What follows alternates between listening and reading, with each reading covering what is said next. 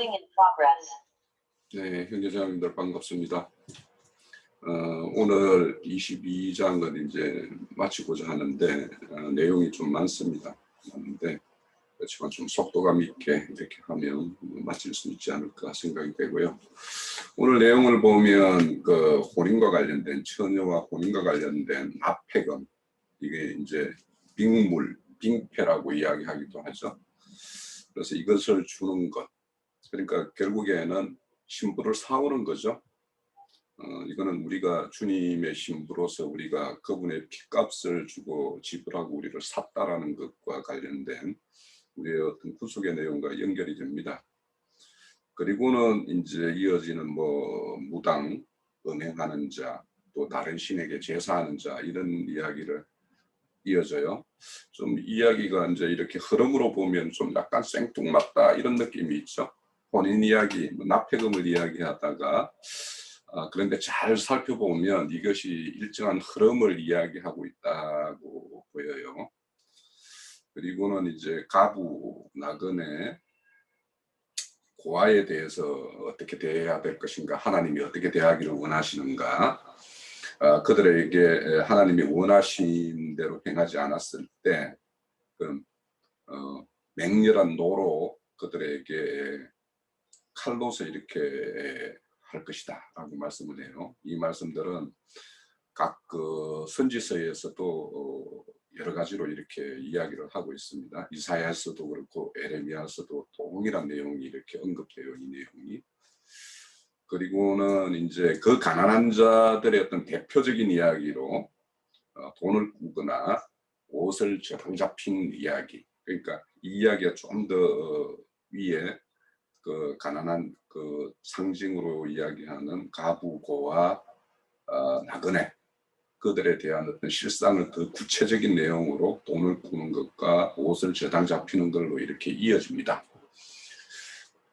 그리고는 이제 그 마치는 내용으로 재판장을 모독하지 말고 또 백성의 지도자를 저주하지 말라 이렇게 이야기를 합니다. 이런 내용들 결국에는 이제 여기에서 재판장이라는 것은 앞서서도 말씀드렸듯이 하나님과 관련된 그런 하나님의 말씀에 기초된 어떤 그런 재판을 행하는 사람을 말할 것인데, 그리고 또 하나 또 우리가 생각해 볼 거는 소와 양을 이레 동안 어미와 함께 있다가 여덟의 날에는 내게 바치라, 내게 줄 것이라 이렇게 말합니다. 그러면 이 이레 동안이라는 것을 어떻게 이해하고 여덟해를 어떻게 이해할 것인가, 우리 형제자매님들은 충분히 숙지하고 있을 거라고 생각이 되어지고, 어제와 동일한 찢겨진 짐승에 대해서 찢겨진 그에 대해서 이렇게 똑같은 말을 합니다. 그래서 여기서 찢겨진 것을 개에게, 짐승에게 찢긴 걸 개에게 던지라고 그러죠. 그러면 여기에서 짐승을 찢는 뭔가가 있을 것이고, 여기서 던져서 그것을 찢긴 동물의 고기를 먹는 개가 있다라는 거죠.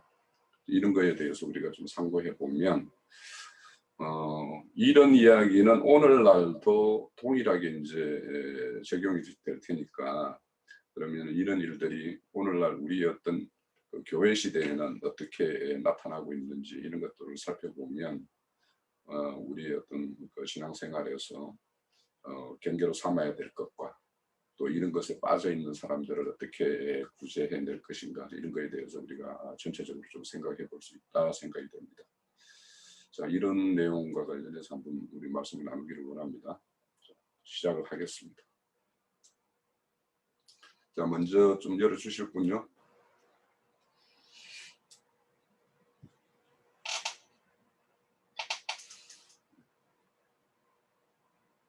우리 오늘 내용이 많아가지고 좀 빨리빨리 하셔야 돼요.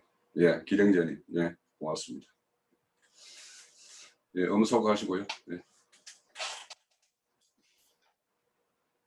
성격이 급해가지고 별로 잘 알지도 못하지만 어쨌든 제가 이렇게 보고 느낀 것을 하겠습니다.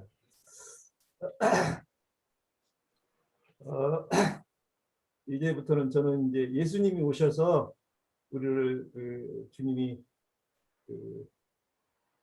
고린도전서 6장 20절 19절에 나와 있죠. 주님 우리를 샀다. 이렇게 해서 이제 정결한 처녀들을 샀는데 순수했는데 이제 그게 이렇게 타락의 여정을 또 거치는 과정이 이제 전개된다고 이렇게 저는 생각을 하고, 주님이 이제 샀는데 그게 이제 야곱이죠. 야곱이 이제 그 실현한 것이 되고 잉태 이제 몸값이라고 그러죠. 몸값으로 해서 라헬을 원래 사랑했는데 레아를 가지고 7년 하고 이제 더 살아서 6년 더 살아서 20년 하고, 그것을 이제 다윗이 사울 왕에게 그 사위가 이제 되는 과정을 또 이제 이렇게 그렸는데, 메랍이죠. 메랍. 그 원래 사울 왕의 큰딸 메랍인데 실현이 안 돼서 200명의 그 블레셋인가요? 블레셋이 포피를 배우라고 그런 것 같은데, 포피를 배우라고 그래서 배웠는데도 이제 메랍은 안 주고 나중에 미가를 이제 이렇게 아내로 맞이하게 되는 그런 여정들이 있는데, 어쨌든 우리가 그 주님의 그 피값으로 우리가 은 30대 이제 우리가 주님이 빈대값을 주고 샀는데, 우리가 이렇게 그 본 그것을 잊어먹고 세상 신에게 다시 이제 잡혀가게 되는 그런 것으로 이렇게 이제 전개가 되는데, 그래서 너는 이제 18절에 보면 너는 무당을 살려두지 말라. 짐승과 행음하는 자는 반드시 죽을지니라 하고 이렇게 다음 말을 이어가는데,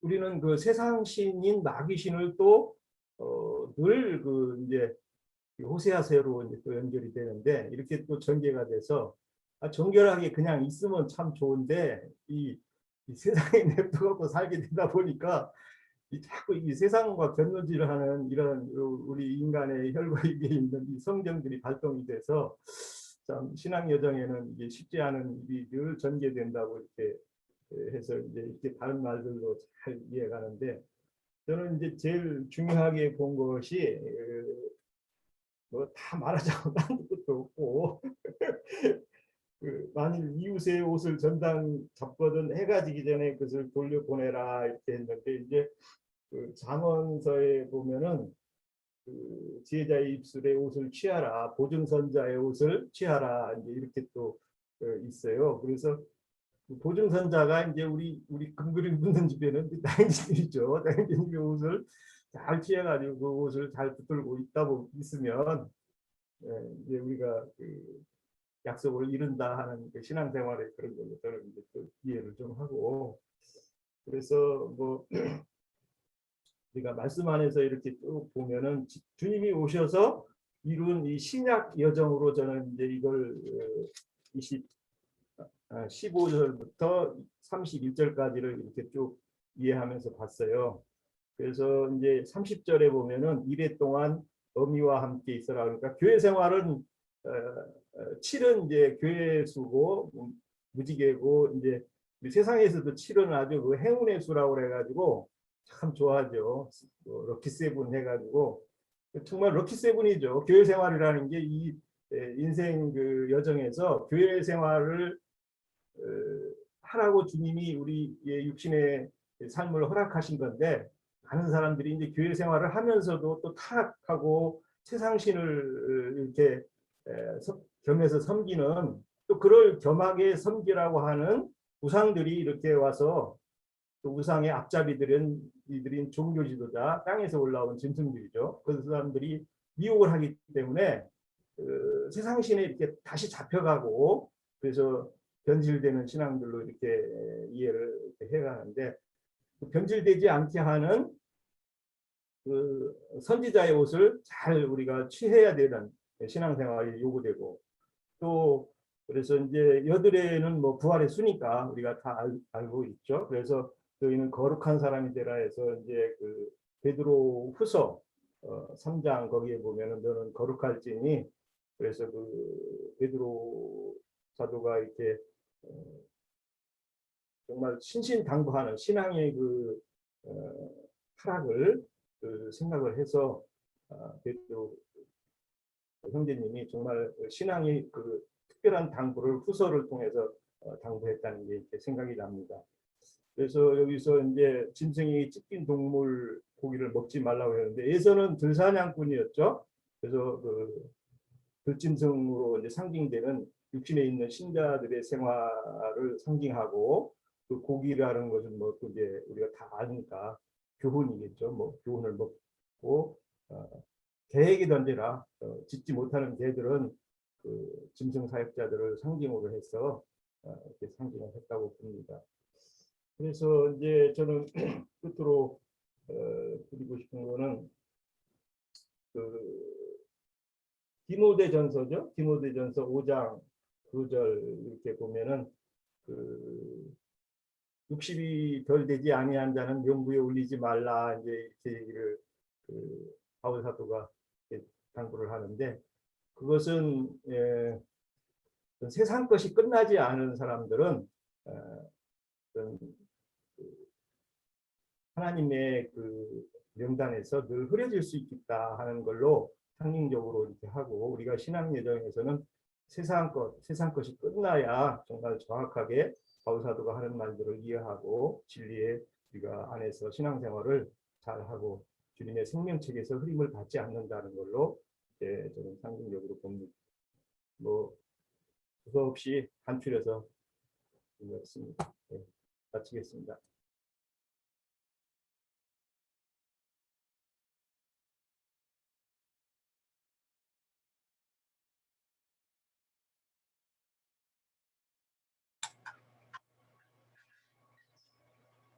네, 제가 바로 시작할까요? 예. 예, 오늘은 출애굽기 22장 16절에서 31절까지 좀 내용이 좀 저도 보니까 좀 많은 것 같아요. 그래서 빨리빨리 좀 정리를 해서 넘어가도록 하겠습니다.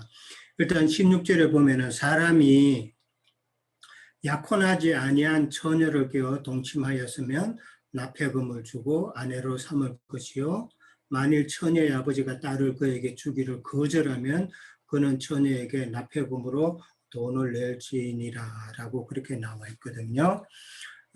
여기 이제 처녀를 깨어서 동침했다 그랬는데, 이 처녀를 깨서 동침하는 이 내용은 신명기 22장 23절에서 그 29절 그 사이에 다시 정확하게 또 이제 나와 있거든요. 나와 있는데 이제 거기에는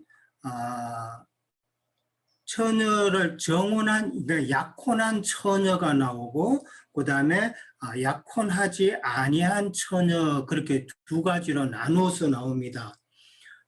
오늘 지금 본문 가운데서는 이제 약혼하지 아니한 처녀라고만 나왔거든요. 근데 이제 신명기 22장에 가면은 약혼한 처녀와 약혼하지 아니한 처녀, 이제 그렇게 두 가지가 나옵니다. 예, 약혼하지 않은 처녀라는 것은, 그러니까 약혼했다는 것은 이제 예수님과 약혼한 경우를 이제 우리가 다 이해를 하고 있는 거예요.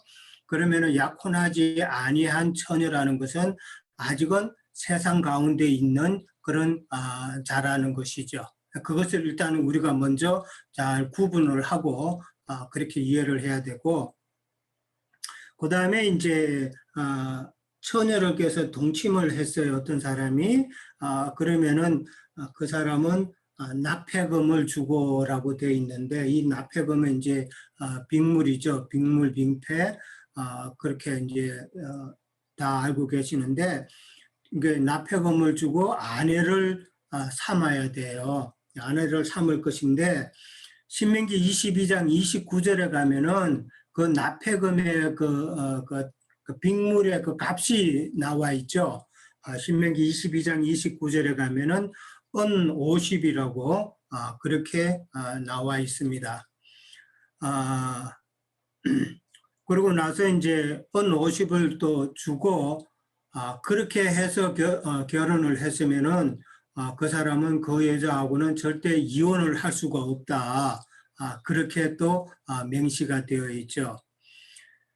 근데 이제 처녀의 아버지가 그 딸을 이제 그 사람에게 주기를 거부하면은 이제 안 되는 것이죠. 이제 안 되는 것이고, 그는 처녀에게 납폐금으로 돈을 낼지니라 이렇게 또 돼 있어요. 저는 여기 처음 이 구절을 읽을 때는 그는 처녀에게 납폐금으로 돈을 줄지라 이 말이 상당히 혼동이 됐어요. 지금 결혼을 안 할 건데 납폐금으로 돈을 낸다고 그렇게 표현되어 있으니까 그러면 결혼을 뭐 한다는 이야기인가? 이제 그렇게 좀 혼동이 됐었어요. 그래서 이걸 갖다가 이제 뭐 또 영어 성경을 찾아봤어요. 영어 성경을 찾아보니까 he shall pay money equal to the dowry라고 돼 있어요. 그러니까 다울이라는 거는 이제 결혼 지참금이거든요. 결혼 지참금의 equal to the dowry니까 결혼 지참금을 낼 정도의 범칙금이에요. 그러니까 범칙금을 내야 된다는 것으로 이제 설명을 하고 있더라고요. 그러니까 여기서 또 납폐금이라고 이렇게 말이 나왔으니까 혼동스럽게 만드는 건데 이런 거는 조금 저도 이게 번역을 납폐금으로 하지 말고 차라리 범칙금이라든지 그런 식으로 표현은 됐으면은 이해하기가 좀 더 쉬웠겠다라고 생각이 됩니다. 그렇게 이제 범칙금을 이제 내야 되는 것으로 그러면 이제 결혼은 안 하는 것이죠. 이제 벌금만 내고 그렇게 하도록 했는데 그러니까 뭐 결혼할 비용 정도가 범칙금으로 들어가니까 적은 돈은 아니죠. 그 신명기에서 은 50세겔이라 그랬으니까 아마 상당히 많은 금액일 것 같은데 그렇게 되면은 함부로 여자를 자기 뭐 욕심대로 그렇게 취급하지 못한다라는 그런 방지의 개념이 되겠죠. 그런데 이제 처녀를 깨워서 동침한다고 그랬는데 창세기 34장에 보면은 우리가 잘 아는 내용이에요. 거기 보면은 처녀를 깨워 동침한 자가 나오죠. 바로 하몬의 아들 세겜이 나옵니다. 이제 그 디나가 야곱의 딸 디나가 이제 그 하몰의 아들이 있는 그 세겜 족속이 거하는 곳에 이제 놀러 나간 거죠. 바람 쐬러 이제 나간 건데 그 말은 아직은 이제 디나는 약혼하지 않은 여인이니까 아까도 제가 말씀드렸지만은 두 가지로 나누었잖아요. 약혼하지 않은 여자는 아직은 세상 가운데 있는 여자니까 디나가 세상 구경하러 이제 세겜 족속이 있는 그쪽으로 간 거죠. 그랬을 때에 그 디나를 깨워서 동침한 그 남자는 하몬의 아들 세겜이죠. 근데 딸을 갖다가 세겜에게 결혼을 안 시켰잖아요. 저들은 할례가 없는 민족인데 어떻게 우리가 내 동생을 보내느냐고 오빠들이 싫어했잖아요. 그랬을 때에 그 오빠들이 이제 수를 내죠. 잘 아시다시피 이제 할례를 요구하죠. 그 할례를 요구하는 것이 이제 빅물을 요구하는 것이죠. 그러니까 우리가 딸을 주면은 우리 법에는 너희들이 우리에게 빅물을 줘야 된다. 그러니까 너희들은 이렇게 하라 해서 이제 할례를 다 행하게 했죠. 이제 그들 할례를 행하게 함으로 이제 그들이 힘이 없을 때 이제 그들이 이제 그 오빠가 나가서 다 이제 멸한 그런 내용이 잘 나오잖아요. 그 멸한 그 내용이 이제 딸을 주지 않으니까 아까 제가 말씀드린 대로 범칙금으로 해당이 되는 것이죠. 그 범칙금으로 그들은 자기의 생명을 내놓은 것이 아닌가 그렇게 연결을 하면은 우리가 좀 더 이해하기가 쉽겠다 그렇게 생각을 해봅니다. 그 다음에 이제 아까 말씀드린 그 신명기 22장에 보면은 약혼한 여자가 이제 들에서 이제 강간을 당했을 때, 또 성내에서 강간을 당했을 때 그게 다 다르잖아요. 그런 것도 이제 뭐 행전님을 통해서 이야기를 많이 들었었으니까 잘 알고 계시리라고 믿습니다. 그 다음에 이제 18절에 가면 이제 너는 무당을 살려두지 마라라고 이제 그렇게 나옵니다. 근데 이제 18절하고 19절하고 20절까지는 이제 다 연결이 되는 그런 내용이죠. 따로 구분되는 게 아니라 연결이 되는데, 무당이라 그러면은 이제 무녀를 말하는 것이죠. 무녀를 말하는 것이고, 남자들은 뭐 잘 아시다시피 박수무당이잖아요. 이들의 특징은 무녀나 박수무당의 특징은 복수를 하는 자죠. 복을 빌어주는 것이고 축복을 해주는 그런 자들이기 때문에 오늘날로 말하자면 긍정신학이라 그러죠. 파스티비티라 그러는데, 긍정신학이나 어떤 기복사상 이런 자들이 다 박수무당이라는 것이죠. 그러니까 세상 교계 교육자들이 오늘날에는 다 그런 식으로 나가니까 뭐 그들이 바로 박수무당인 것이죠. 그러니까 성경에서는 이제 박수무당은 이제 일월 성신을 숭배하는 그런 행위를 하는 자들이고, 땅의 하나님을 섬기는 자들이라고 이제 또 그렇게 나와 있죠. 그 다음에 이제 19절에 가면은 이제 짐승과 행음하는 자는 이제 죽인다 그랬어요. 짐승과 행음하는 이 이야기는 신명기 27장에도 나오고, 그 다음에 레위기 18장 23절에도 나오고, 그 다음에 레위기 20장 15절에서 16절에도 여러 군데가 나오더라고요. 근데 이제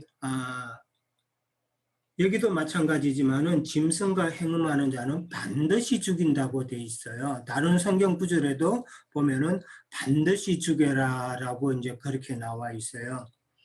그러니까 한마디로 말하면은 짐승의 가르침을 받지 마라, 짐승의 표를 받지 마라라는 그런 영적인 의미죠. 사실 그 짐승과 행음한다는 이 말은 좀 말만 들어도 좀 뭐라 그럴까, 좀 징그럽다고 그럴까요? 과연 사람이 짐승하고 이런 짓을 할 수 있을까? 좀 생각해 볼 그런 문제인데, 실제로 애굽에는 이게 하도 여러 신이 있다 보니까 애굽에서 태양신을 숭배하는 그 종교 그 행위 가운데 하나가 이제 실제로 그 수간하는 그런 행위가 있었대요. 있고, 그 다음에 이제 소돔과 고모라에서도 남색으로 유명하고, 또 그 다음에 수간하는 그런 기록이 있었다 그러고, 여러 몇몇 기록이 역사상에 있는 것으로 그렇게 나오더라고요. 그리고 이제 애굽에서 그렇게 짐승과 행음하는 자들이 이게 이스라엘 백성 중에 무리 중에 섞여서 나왔다는 것이죠. 섞여서 나왔기 때문에 그들을 이제 하나님께서 이제 징계하시는 그런 말씀으로 하셨고, 그 다음에 이제 영적으로 우리에게 주는 것은 짐승이라는 것은 이제 땅의 짐승들이고, 이제 박수무당으로 이제 우리가 다 이해를 하잖아요. 짐승에는 두 가지 짐승이 있죠. 땅의 짐승과 바다의 짐승. 우리는 너무나도 잘 아니까 그들의 가르침을 받지 말라라는 것이 이제 그 내용이죠.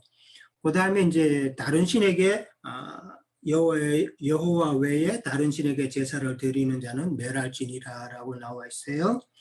다른 신에게 제사 드리는 목적이 있잖아요. 그러면 그들이 그 목적은 이제 아까도 말씀드렸다시피 세상의 마음을 뺏겼기 때문에 세상의 복을 구하는 것이죠. 그러니까 세상을 복을 구하고자 하는 그 마음이 있기 때문에 하나님 이외에 다른 신을 복순다고 하는 그런 다른 신들을 섬기게 되는 것이죠. 그 다음에 이제 다른 신에게 다른 신에게 제사를 드리는 자는 이제 멸한다 그랬고요. 그 다음에 이제 21장에 보면은 이제 21절, 그다음에 이제 22절, 그다음에 23절, 24절까지는 이제 이방 나그네와 가부와 고아에 대한 이야기가 나옵니다. 이방 나그네와 가부와 고아라는 그 표현은 우리가 너무나도 잘 알잖아요. 나그네 된 자, 이스라엘의 잃어버린 양들을 이야기하는 것이고, 가부와 고아들은 이제 짐승이나 도적에 의해서 빼앗긴 주님의 자녀들을 우리가 이해를 하고 있잖아요. 근데 신약에 가서는 나그네와 가부와 고아는 이제 세리와 창기와 모든 죄인들로 그렇게 또 이제 표현이 되죠. 근데 이제 이 나그네와 가부와 고아를 성경에서 보면은 그들을 학대하지 말라라고 되어 있어요. 학대하지 말고 그다음에 해롭게 하지 말라라고 되어 있어요. 그러니까 지금 나그네와 가부와 고아는 신약에서는 세리와 창기와 모든 죄인들인데 말씀을 가졌다고 하는 유대인들은 이들에게는 말씀을 안 전했다는 것이죠. 그러니까 말씀을 안 전하는 것이 바로 학대하고 해롭게 했다는 걸로 이제 저는 이해가 됩니다. 그러니까 이 말은 학대하지 말라는 말은 그들에게도 생명의 복음을 전해라. 그래서 나그네 된 자, 가부 된 자, 고아 된 자를 다 회복시켜라라는 그런 의미로 이해를 하면은 쉬울 것 같습니다. 그러니까 가부나 고아에게 참 남편과 참 아버지를 찾아주라는 것이죠. 그게 이제 바로 복음을 통해서 그렇게 하라는 그런 내용이고요. 그 다음에 이제 그렇게 하는 이유 중에 하나는 이제 너희도 애굽 땅에서 나그네 되었던 자다라고 이제 그렇게 이야기를 합니다. 그러니까 이스라엘 백성은 애굽 땅에서 나그네 되었던 자들이잖아요. 그 자들인데 구속을 받아서 애굽에서 나와서 하나님께로 되돌아온 그런 은혜 받은 그런 사건이 있었잖아요. 마찬가지로 이방인도 그런 하나님의 구속을 받아서 당연히 하나님께로 되돌아와야 된다는 것을 이제 이스라엘 백성들에게 너희도 그렇게 하지 않았느냐, 내가 너희들도 세상에서 빼내서 내게로 나오게 하지 않았느냐, 그 말을 하시는 것이죠. 그러니까 너희도 그런 나그네와 가부와 고아들에게 내 말씀을 복음을 전해서 내게로 돌아오게 하라라는 것이 이제 주 내용인 걸로 그렇게 봅니다. 그 다음에 이제 25절하고 26절에 가면은 이렇게 돈을 꾸어주는 문제가 나옵니다. 돈을 꾸어주면은 너는 그에게 채권자 같이 하지 말고 이자를 받지 말고, 그 다음에 네가 만일 이웃의 옷을 전당 잡거든 해가 지기 전에 그에게 돌려보내라. 이제 25절, 26절 이제 두 가지로 묶어서 우리가 생각해 볼 수가 있죠. 돈을 꾸어준다는 것은 돈을 꾸어주는데 이제 그냥 돈을 꾸어주지 않고 이제 옷을 전당 잡히고 주는 모양이죠.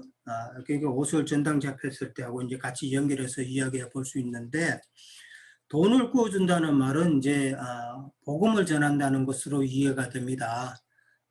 뭐 없는 자니까, 가난한 자니까. 그러니까 성경에서도 돈을 꾸어준다는 그런 개념은 부자가 가난한 자하고 그 관계는, 부자는 복음을 맡은 자가 가난한 자, 복음이 필요한 자에게 복음을 전하는 것으로 이제 이해가 되거든요. 이제 그것이 돈을 꾸어주는 것으로 이해가 되고, 그렇게 했을 때 너희는 채권자 같이 하지 말고 거기에서 또 이자를 받지 말라. 그러니까 값없이 복음을 전파하라는 그런 의미로 이제 이해를 합니다. 그 다음에 이제 그 이웃의 옷을 전당 잡혔을 때에 그 옷을 갖다가 해가 지기 전에 그에게 돌려보내라 그랬거든요. 그 옷이 없으면은 그 옷이 이제 보니까 단벌 옷인가 보죠. 이제 성경 표현대로 하면은 이제 한 벌밖에 없는 그런 옷으로 이제 설명을 해놓은 것 같은데, 그 옷은 이제 알몸을 가리는 옷이잖아요. 알몸을 가리는 옷인데 알몸이라는 것은 이제 우리의 그 허물과 죄를 이제 가리는 옷으로 이제 그렇게 이제 표현을 해야 되겠죠. 아, 그것은 이제 그러고 나서 이제 해가 지기 전이라 그랬거든요. 이제 해가 지기 전에까지는 이제 이삭이 살 동안에 이게 죽기 전에 그 옷을 돌려주라는 이야기죠. 그러니까 그 옷은 그리스도의 은혜의 옷을 이야기하는 것으로 이제 이야기하는 거예요. 그리스도의 은혜의 옷을 그 사람에게 다시 입혀주어서 그 사람이 하나님의 심판대에 갔을 때에 알몸으로 드러나지 않도록 하라. 그러니까 알몸이라는 것은 그 사람의 허물과 죄를 드러나지 않도록 그렇게 하라는 것으로 이해를 합니다.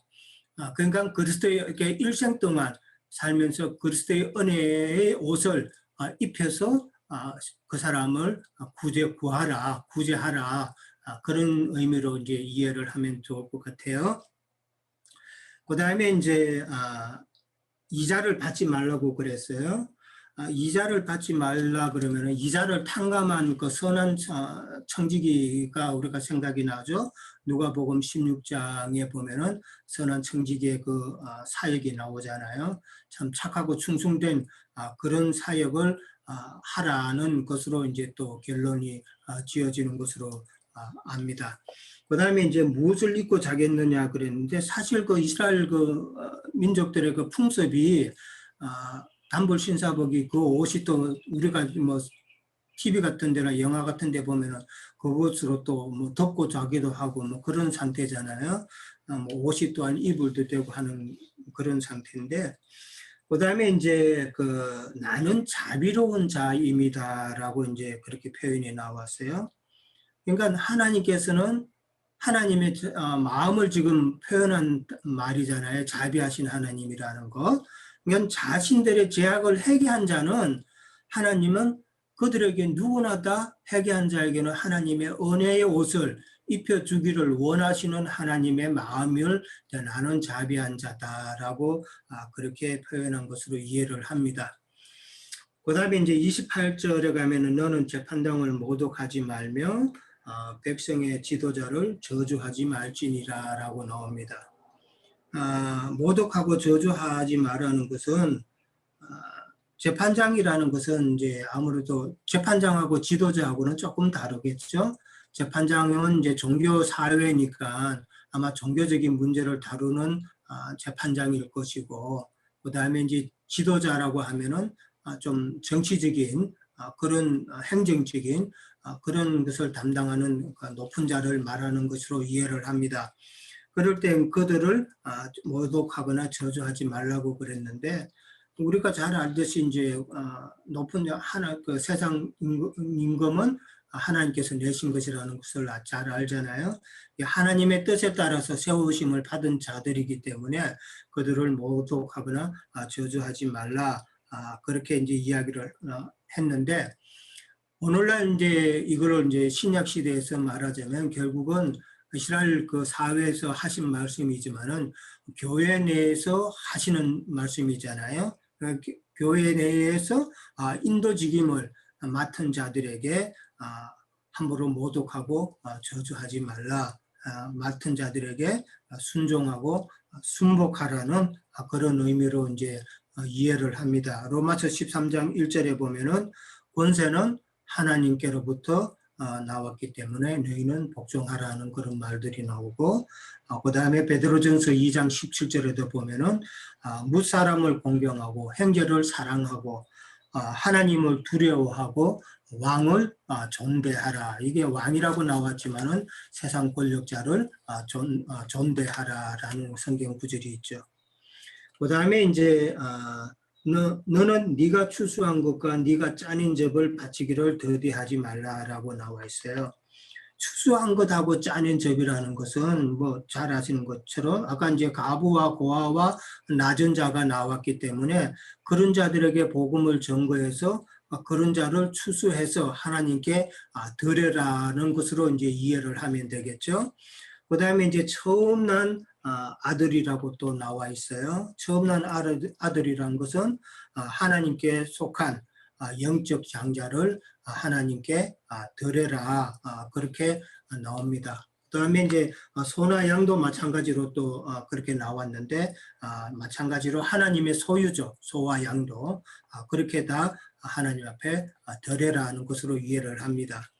그다음에 이제 너는 하되 1회 동안 어미와 함께 하다가 8일 만에 내게 줄지니라 그랬어요.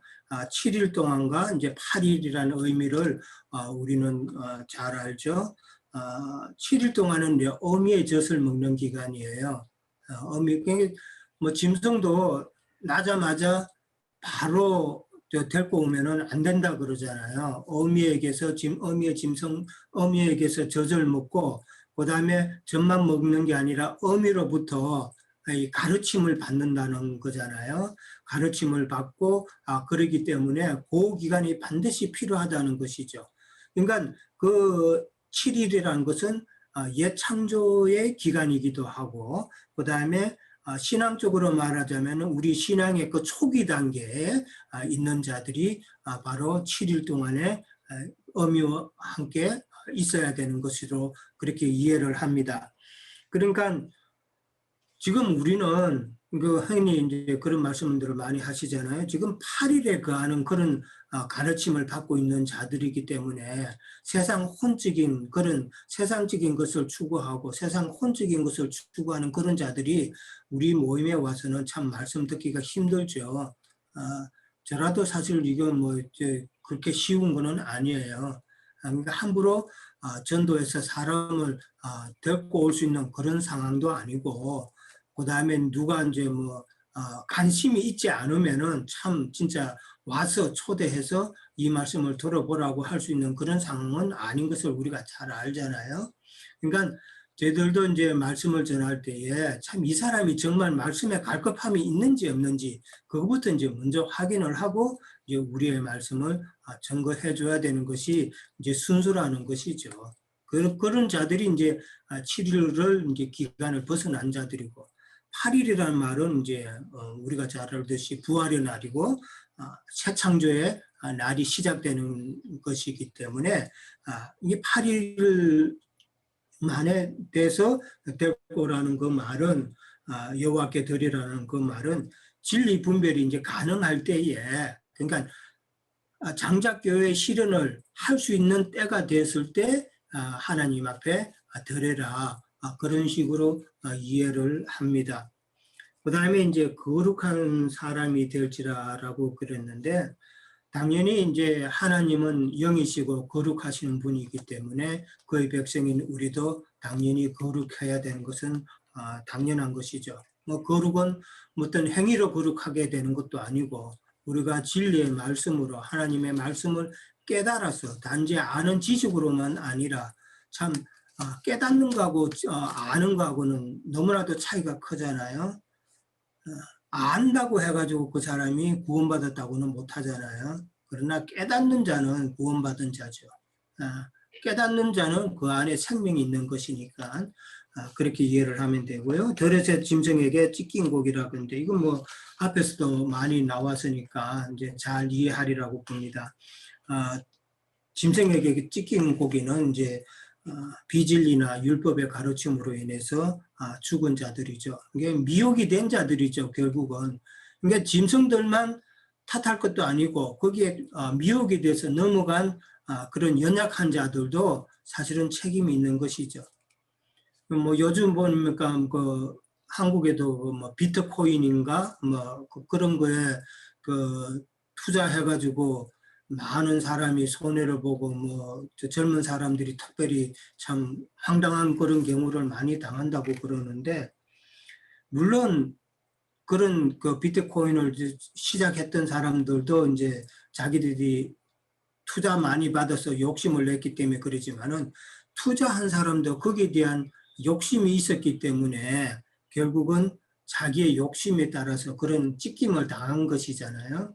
그러니까 우리 믿는 사람들은 뭐 저도 옛날에 오래전에 한 뭐 20년 전에 홍영진도 간혹 그 말씀을 하시던데 주식 투자하다가 참 한번 손댄 적이 있습니다. 저도 지금 생각해 보면은 이제 욕심이 앞섰던 것이죠. 세상 욕심이 앞섰기 때문에 그런 짓을 한 건데, 짐승에게 찢기는 그런 자들은 다 짐승도 악하지만 자기의 욕심도 크기 때문에 그런 일을 당한다. 그런 자들은 이제 개에게 던진다 그랬는데, 개라는 것은 이제 몰지각한 목자라고 성경은 또 나와 있잖아요. 그들에게 밥이 될 수밖에 없고, 그 다음에 창세기도 보면 뱀은 흙을 먹고 산다 그러잖아요. 같은 맥락이죠. 뱀은 절대 흙을 안 먹잖아요, 그렇죠? 살아있는 아주 신선한 것만 잡아먹어요. 그러니까 뱀의 밥이 된다는 것도 우리가 다시 한번 생각해 봐야 되는 것이죠. 예, 여기까지 하겠습니다. 네, 수고하셨습니다. 구체적인 내용을 한번 쭉 훑어주셔서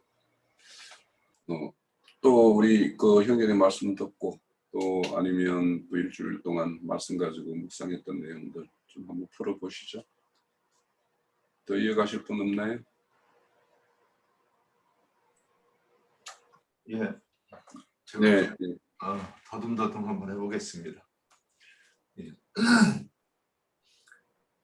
이영재님 이렇게 말씀하시는 걸 이렇게 보면서 아이고 부분적으로 저도 이제 이렇게 비슷하게 본 부분이 있는데 열심히 해도 저렇게 표현 못하겠네 하는 생각이 들었습니다.